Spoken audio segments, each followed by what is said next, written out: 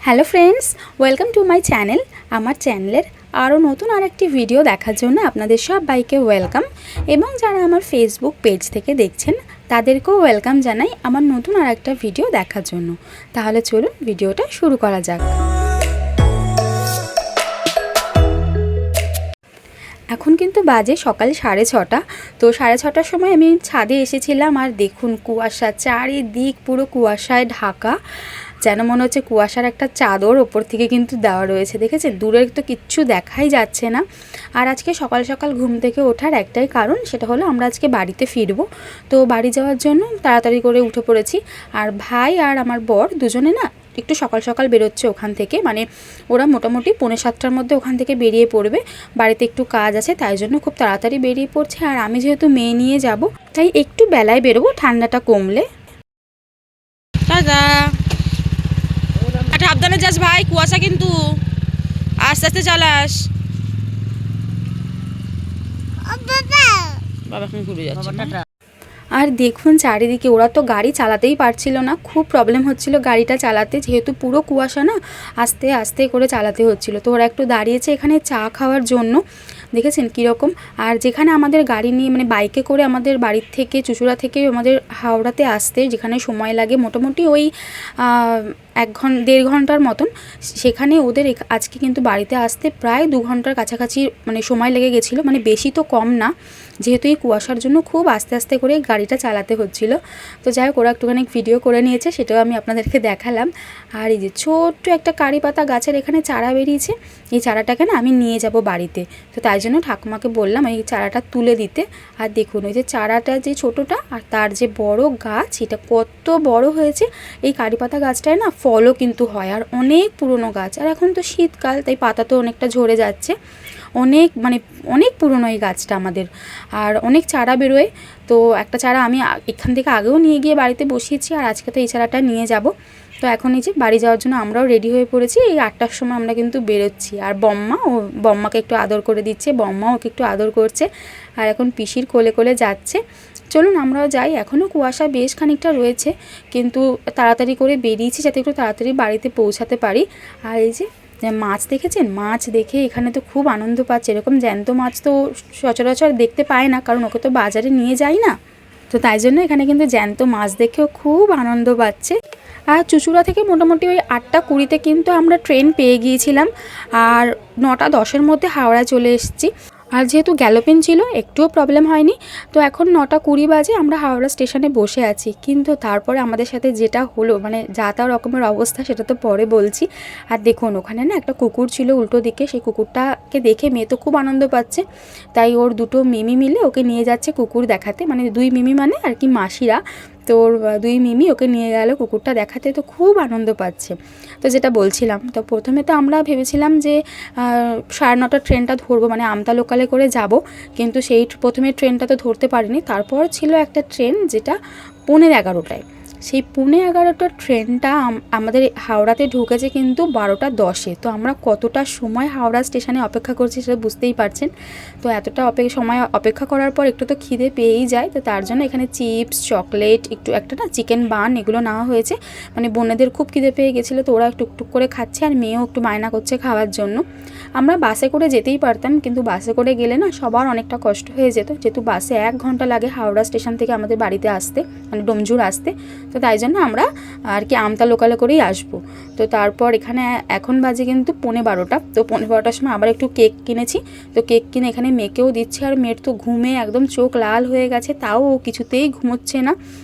আর এই যে এখন কিন্তু আমরা আমতা লোকালের ট্রেনে বসে পড়েছি, আর একদম বাড়ির কাছাকাছি চলেই এসেছি। তো একটুখানি পাঁপড় কিনেছি, এখানে ও পাঁপড় খাচ্ছে একটু।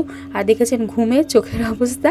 বাড়িতে গিয়েই আগে ফ্রেশ করে ওকে আগে মানে খাইয়ে ঘুম পাড়াবো, তারপর হচ্ছে বাকি সমস্ত রকমের কাজবাজ সারবো। আর এবারে আমরা এই যে সবাই মিলে ডোমজুর স্টেশনে কিন্তু পৌঁছে গেছি। আর দাদা আর আমার হাজব্যান্ড দুজনে চলে এসেছিলো আমাদেরকে নিতে, বাইক নিয়ে এসেছিলো। তো বাইকে করে আমরা, যেহেতু ডোমজুর স্টেশনটা একদমই কাছে আমাদের বাড়ির থেকে, তো তাই জন্য বাইকে করে আর কি চলে এলাম। বাড়িতে এসেই তো দিদুনকে দেখে দাদাকে দেখে খুব আনন্দ, মানে দিদি দাদা করে মানে খুব আনন্দ দুজনকে দেখি। তো গিয়ে একটু সবার কোলে যাক, একটু আদর করুক, তারপরে না ওকে স্নান করিয়ে আগে খাইয়ে ঘুম পাড়াবো। আর বাড়িতে এসেছি, বাড়িতে এসেই দেখছি দুই বোনের খুব খিদে পেয়ে গেছে, কারণ বুঝতেই পারছেন সেই বেরিয়েছি সকাল আমরা 8টায় আর বাড়িতে ফিরেছি প্রায় তখন বাজে 2:10। তো ওদের খিদে পেয়ে গেছে, তো ওরা আগে খেতে বসে পড়েছে। তো তারপর আমিও স্নান করে ফ্রেশ হয়ে আমি এখানে ভাত খাচ্ছি, মাছের ঝোল দিয়ে ফুলকপি আলু দিয়ে মা ঝোল করেছিল, এখানে সেই ভাতটাই আমি খাচ্ছি। আর তারপরে না সন্ধেবেলাতে একটা গ্যাস ওভেন মা আর কি অর্ডার করেছিল অনলাইনে, তো সেটাই না এসেছে, তো সেটাকে একটুখানি খুলে দেখা যাক। আর গ্যাস ওভেনটা দিয়ে যাওয়ার সময় বলে দিয়েছিল যে একটা ওপেনিং ভিডিও করতে, তো ভাবলাম ওপেনিং ভিডিও যখন করছি তাহলে আপনাদের সাথেও সেটা শেয়ার করি।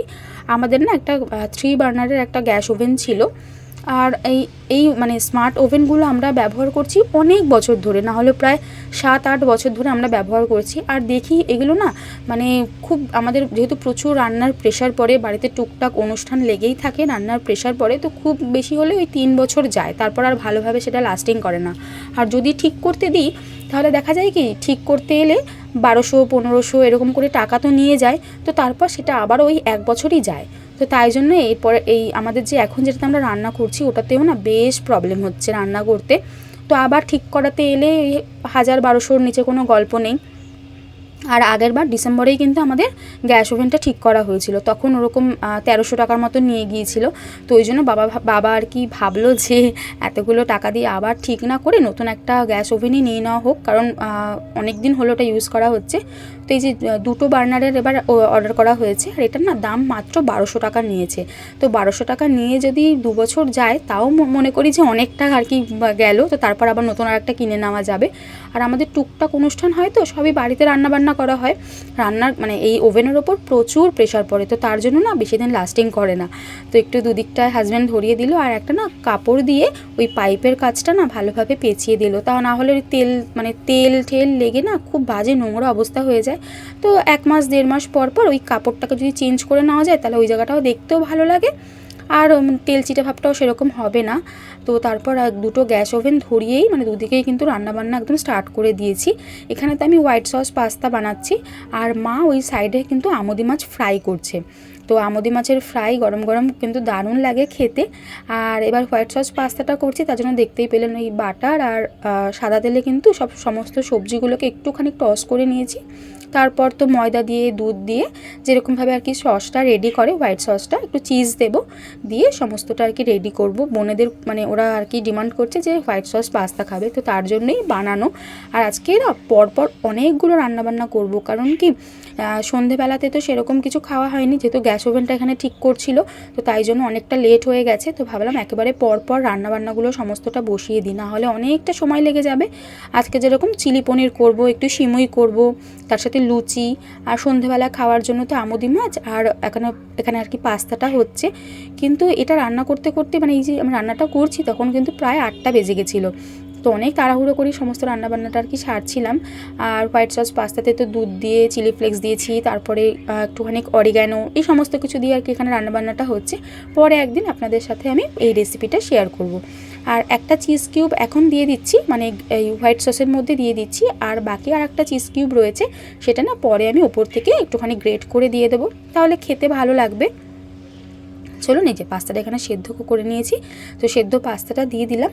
আর সমস্ত সবজির মধ্যে দিয়েছিলাম হচ্ছে পেঁয়াজ, ক্যাপসিকাম, গাজর, হ্যাঁ এইগুলোই দিয়েছিলাম। তো একটু রসুন কুচি দিয়েছিলাম। এই দেখুন আমুদি মাছগুলো, আর আমুদি মাছের সাইজগুলো আজকে বিশাল বড় বড় ছিল। তো ওইদিকে আমুদি মাছটা তো ফ্রাই হয়ে গেছে, আর এখানে এদিকে কিন্তু আমি সিমুইটা রান্না করছি, বেশ কিছুটা কাজু কিশমিশ দিয়ে এখানে সিমুই রান্না হচ্ছে। তো এদিকে রান্নাবান্না তো কমপ্লিট হয়ে গেছে, এবারে এদিকে চিলি পনিরটা করব। তো একটু ব্যাটারের মধ্যে পনিরগুলো দিয়ে ছোটো ছোটো করে কেটে নিয়েছি। তো তারপর পনিরগুলোকে না একটু সুন্দর করে ভেজে নেব, ভেজে নিয়ে তারপর যেরকম আর কি চিলি চিকেন আমরা করে থাকি মানে সস টস সমস্ত কিছু দিয়ে সেভাবেই আর কি পনিরটা রান্না করব। আর আজকে না এই সমস্ত রান্নাবান্নাগুলো অনেক দিন পরে কিন্তু আমাদের বাড়িতে রান্না হচ্ছে। চিলি পনির তো হয়ই না সেরকমভাবে রান্না, কারণ পনির খেতে সেরকমভাবে কেউ ভালোবাসে না। আর অনেক দিন পরে মানে অনেক বছর পরে আজকে সিমুইও রান্না হয়েছে। তাই আমার হাজব্যান্ড দেখে বলছে যে কী ব্যাপার, আজকে তো এরকম রান্নাবান্না তো হয় না, হঠাৎ এরকম রান্নাবান্না। আমি বললাম হ্যাঁ, মানে পিসামশাই এসছে বাড়িতে, বোন রয়েছে, তো সবার জন্য আর কি রান্নাবান্না করা হচ্ছে। আর এখানে আমি এখন আর কি ময়দাটাও মেখে নেব। এখানে গ্রেভিটা তো হয়ে গেছে, তো গ্রেভিটা হয়ে গেছে, একদমই ঝোল করব না, একটু শুকনো শুকনোই হবে, মানে খুব একটা গ্রেভি করব না, একটু শুকনো শুকনো হবে। আর এখানে কর্নফ্লাওয়ারটা দিয়ে দিলাম, এই যে দেখতেই পাচ্ছেন একদম কিন্তু ড্রাই হয়েছে চিলি চিকেন বলতে যাচ্ছিলাম, চিলি পনিরটা। আর পনিরগুলো না খুব সুন্দর খেতে হয়েছিল, যেহেতু ব্যাটারটায় সমস্ত মশলা দিয়ে ব্যাটারটা রেডি করেছিলাম। আর পনিরও তো নিজস্ব কোনো টেস্ট হয় না, তাই জন্য পনিরও একটু হালকা মশলা মাখিয়ে নিয়েছিলাম। তো আজকের ভিডিওটাও এখানে এন্ড করছি, দেখা হচ্ছে কিন্তু নেক্সট ভিডিওতে। সবাই খুব ভালো থাকবেন, হ্যাপি থাকবেন, টাটা।